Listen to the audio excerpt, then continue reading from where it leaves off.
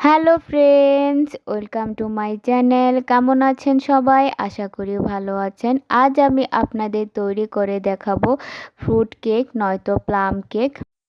পরিমাণ আর পদ্ধতি সঠিক থাকলে আপনারাও এই রকম প্লাম কেক নয়তো ফ্রুট কেক বাড়িতে বানিয়ে নিতে পারেন। একদমই সহজ তৈরি করা, একেবারে কম খরচে অল্প সময়ে অল্প উপকরণে ঝটপট তৈরি করে নিতে পারবেন। আর এইভাবে কেক তৈরি করলে দোকানের চাইতেও সেরা হবে, একেবারে নরম তুলতুলে আর স্পঞ্জি হবে, আর খেতে তো ভীষণই ভালো লাগে। তো আমি আপনাদের আজ এই কেকটি খুবই সহজভাবে তৈরি করে দেখাবো। আশা করছি আপনাদের ভিডিওটি ভালো লাগবে। তাহলে চলুন স্টার্ট করা যাক। প্রথমে এখানে আমি একটা বাটি নিয়ে নিলাম, তার মধ্যে আমি ড্রাই ফ্রুটসগুলোকে নিয়ে নেব। এখানে দিয়ে দিচ্ছি আমি হাফ কাপ কাজু বাদাম, হাফ কাপ কাঠবাদাম, আমি এগুলোকে হালকা ভেঙে নিয়েছি। দিয়ে দিচ্ছি হাফ কাপ কিশমিশ, 1/3 কাপ টুটি ফুটি, দিয়ে দিচ্ছি হাফ কাপ অরেঞ্জ জুস। এখন এই সব ড্রাই ফ্রুটসগুলোকে অরেঞ্জ জুস দিয়ে ভিজিয়ে রাখবো প্রায় 2 থেকে 3 ঘন্টা বা 24 ঘন্টা ভিজিয়ে রাখলে ভালো। আপনাদের কাছে ফ্রেশ জুসটা না থাকলে আপনারা দোকানের অরেঞ্জ জুস কিনে এনেও ভিজিয়ে রাখতে পারেন, তবে আসল রেসিপিতে অ্যালকোহল ব্যবহার করা হয়, আপনারা চাইলে সেটাও করতে পারেন। হাতে কম সময় থাকলে অন্তত কমপক্ষে 2 থেকে 3 ঘন্টা ভিজিয়ে রাখতে হবে। এখন ক্যারামেল তৈরি করে নেব। চুলায় একটি কড়াই বসিয়ে দিলাম। কড়াইটা গরম হয়ে আসলে এর মধ্যে দিয়ে দিচ্ছি 1/3 কাপ চিনি। চিনিটা যতক্ষণ না গলতে শুরু করেছে ততক্ষণ নাড়ব না। এই যে দেখুন চিনিটা গলতে শুরু করেছে, এখন চিনিটাকে নেড়ে দেব। সব চিনিগুলো ভালো করে গলে গিয়েছে আর ক্যারামেলের কালারটাও কিছুটা ডার্ক হয়ে এসেছে। এখন আমি এর মধ্যে দিয়ে দেব 1/3 কাপ জল। চিনির ক্যারামেলের সাথে জলটাকে ভালো করে নেড়ে চেড়ে মিশিয়ে দিচ্ছি, তারপর এটাকে ঠান্ডা করে নেব। তো এটাকে পুরোপুরি ঠান্ডা করে নিতে হবে, তার জন্য এটাকে আমি সাইডে রেখে দিচ্ছি। এখন কেকের মোলটাকে আমি রেডি করে নেব। তো এখানে আমি একটা নিয়েছি 7 ইঞ্চি কেকের মোল, তারপর এটাতে হালকা সয়াবিন তেল দিয়ে চারিদিকে এইভাবে মেখে নিচ্ছি।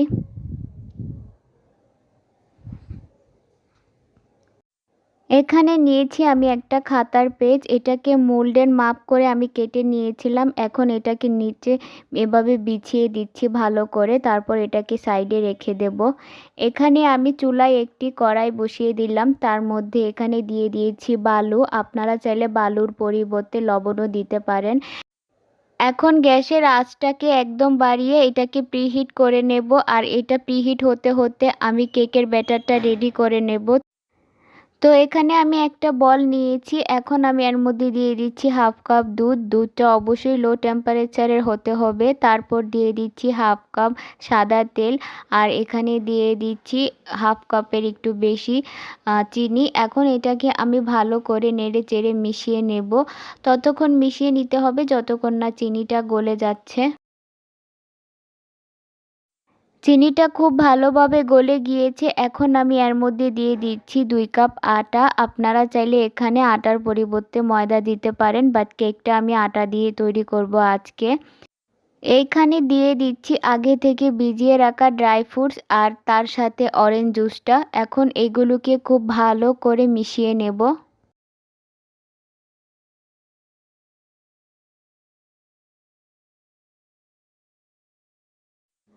এখন এখানে দিয়ে দিচ্ছি দারচিনির গুঁড়া হাফ চা চামচ, এলাচের গুঁড়া হাফ চা চামচ, আর লবণ সামান্য।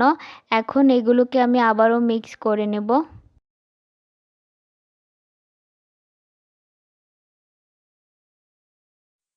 যে ক্যারামেলটা আমি রেডি করে রেখেছিলাম সেটা পুরোপুরি ঠান্ডা হয়ে গিয়েছে। এখন এটা আমি দিয়ে দিচ্ছি। এখন ভালো করে এটাকে মিশিয়ে নেব। ক্যারামেলটা দেওয়ার কারণে ব্যাটারের কালারটা চেঞ্জ হয়ে গিয়েছে আর ব্যাটারের থিকনেসটা পারফেক্ট থিকনেসে চলে এসেছে।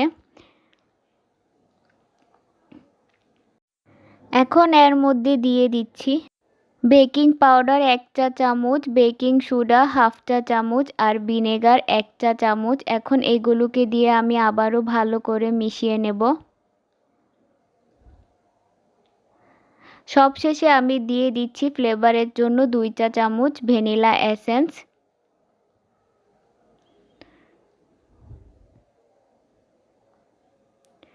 তো ব্যাটারটা আমার পুরোপুরি রেডি হয়ে গিয়েছে। ব্যাটারের থিকনেসটা এরকম হবে। এখন এটাকে আমি মোল্ডে ঢেলে নেব।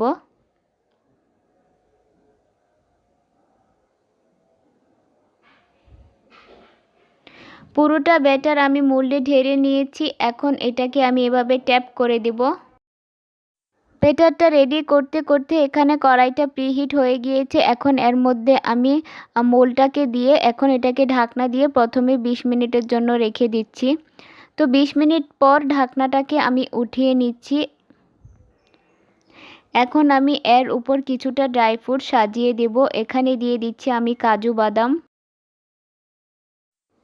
দিয়ে দিচ্ছি কিছু চেরি,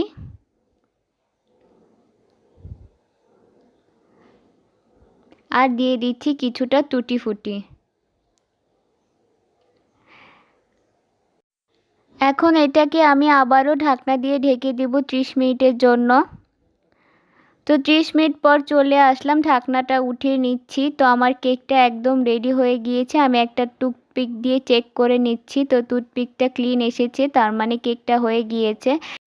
এখন কড়াইয়ের মধ্যে এটাকে ঢাকনা দিয়ে 10 মিনিটের জন্য রেখে দিব। তারপর 10 মিনিট পর এটাকে নামিয়ে রেখেছিলাম। এখন পুরোপুরি ঠান্ডা হওয়ার পর কেকটাকে আমি মোল্ড আউট করে নিচ্ছি। একটা ছুরির সাহায্যে সাইডগুলোকে আলাদা করে দিচ্ছি। তারপর এটাকে একটা প্লেটে নিয়ে নিলাম। দেখুন কেকটা কতটা স্পঞ্জি হয়েছে। তো তৈরি হয়ে গেল ঝটপট মজাদার ফুড কেক বা প্লাম কেক। আপনারা এই রেসিপিটি ফলো করে বাসায় তৈরি করে নিতে পারেন। একদমই সহজ তৈরি করা, শুধু স্টেপ বাই স্টেপ ফলো করে তৈরি করে নিতে পারেন। খেতে তো ভীষণই ভালো লাগে। আমার আজকের এই কেকের রেসিপিটি আপনাদের কেমন লেগেছে অবশ্যই কমেন্ট বক্সে জানাবেন। ভিডিওটি ভালো লাগলে ভিডিওতে একটি লাইক দিবেন। আজকে এই পর্যন্তই। সবাই ভালো থাকবেন, সুস্থ থাকবেন।